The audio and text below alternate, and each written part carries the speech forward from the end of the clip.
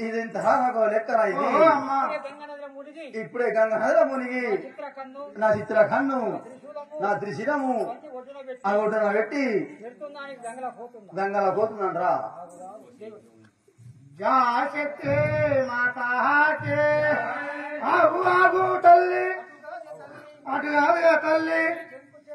నీ యొక్క చక్రము కదా స్థూలము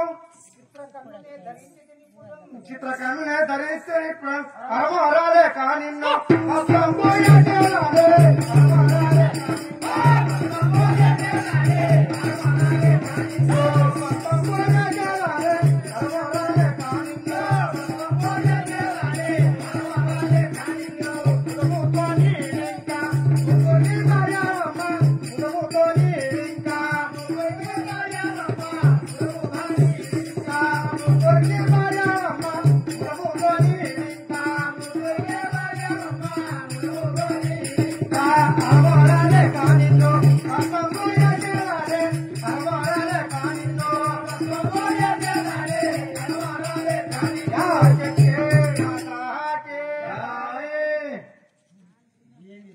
ఏమిరా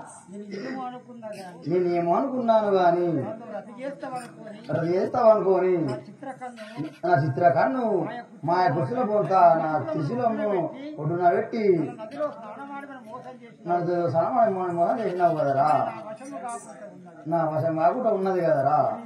ఓరి శివా అమ్మా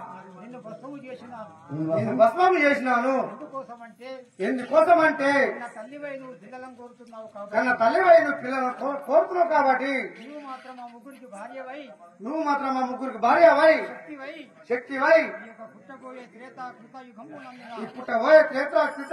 పుట్టబోయే ఉన్నది కాబట్టి నువ్వు మాత్రం ముగ్గురు భార్యవై పుట్టాలి తల్లి ఓరి నాయనా నేను కూడా మీ ఎంబడవాడు ఎందుకోసం అనుకున్నావురా పుట్టబోయే కలియుగము ఆడాముగా బీజములు కలిస్తేనే సంతాన ఫలం వచ్చిన కాబట్టి ఇందుకోసం వాడాను గాని నేను ప్రేమించమని మీతో నాయన కాబట్టి బ్రహ్మ విష్ణులు భస్మైపోయినారు కదా లేపి మంత్రం చెప్తాను నా మాట ఏంటంటే చెప్తారు నాయన సరే అమ్మా సరే అమ్మా ఇటువంటి మంత్రం మనకి నిర్ణయించుగా తల్లి జయ జగన్మాతాకి మంత్రం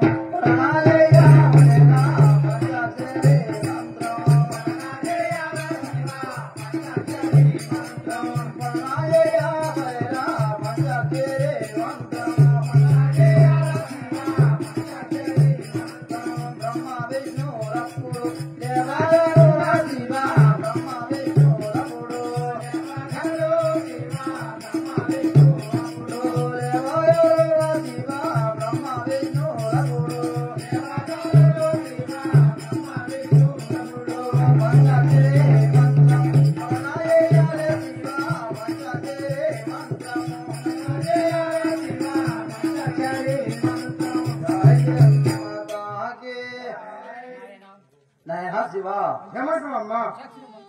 పంచాక్షరి మంత్రం అనగా ఓం నమస్కార మంత్రం చెప్పి నీ మధ్య లోపల అనుకోని వారికి ఇదేండి అది వాళ్ళు మాత్రం వేస్తారు నాయన ఇంతటితో నా శరీరం ముగిస్తున్నాను ఇక అమ్మా తసక్తిగా వెలుగురా తల్లి ఈ విధంగా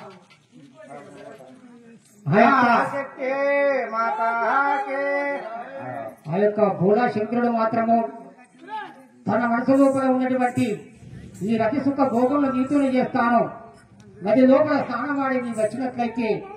నేను మాత్రం నిన్ను ప్రేమిస్తానని చెప్పేసి తాను మాత్రం చిత్రకంలో ఆ మాయ కుచ్చుల వంత ఆ త్రిశూలమును మాత్రం నది ఒడ్డున పెట్టమన్నాడు. అప్పుడు శక్తిమాత ఏమి ఎరుగక తాను చెప్పిన ప్రకారముగా నది ఒడ్డున పెట్టి తాను నది లోపల బాయొక్క తనకున్నటువంటి గుడ్డలన్నీ విప్పేసి ఆ నదిలో స్నానమాడి వచ్చే సమయమందున నది ఒడ్డున ఉన్నటువంటి త్రిశూలమును చిత్రకందను మాయకూతుల పోతున్న తాను మాత్రం ధరించి ఆ శక్తి మాత్రం భస్మము చేసినాడు. ఊరి నాయన జంతటి సామర్థ్యం గల శక్తివంతుడవురా నీవు, నేను మాత్రం నీ మనసులో ఉన్న మాటను ఎరుగక నిన్ను మాత్రం ఈ విధంగా పలికినాను కదరా చెప్పేసి నా యొక్క శరీరమును మాత్రం చాలిస్తున్నాను అమ్మా. కాబట్టి నీవు పుట్టబోయే కృతయుగమ్మునందున శ్వేతయుగమందున ద్రాపర యుగమ్మందున ఈ 3 యుగములనందున మాత్రము ఈ ముగ్గురికి భార్యవై నీవు మాత్రం జన్మ వేస్తావు తల్లి తటాస్తు అని చెప్పేసి ఆ యొక్క భోళాశంకరుడు ఆ యొక్క శక్తిమాతకు మాత్రము అనుమతించినాడు. ఈ యొక్క చరిత్ర లోపల ఉన్నటువంటి మొదటి భాగము ఇంతటితో సమాప్తం. రేపు మాత్రము బ్రహ్మ విష్ణు మహేశ్వరులకు పార్వతి సరస్వతి బ్రహ్మదేవుడు ఆ యొక్క సరస్వతికి శంకరునికి ఆ యొక్క పార్వతీదేవికి మరి లక్ష్మీదేవికి విష్ణుమూర్తికి ఈ విధంగా మాత్రం కళ్యాణం ఉంటుంది. కాబట్టి ప్రతి ఒక్క వారు కూడా బోడి బియ్యము కట్ట కానుకలు మాత్రం తీసుకొని అయాన్ని సమర్పించే వారు కూడా,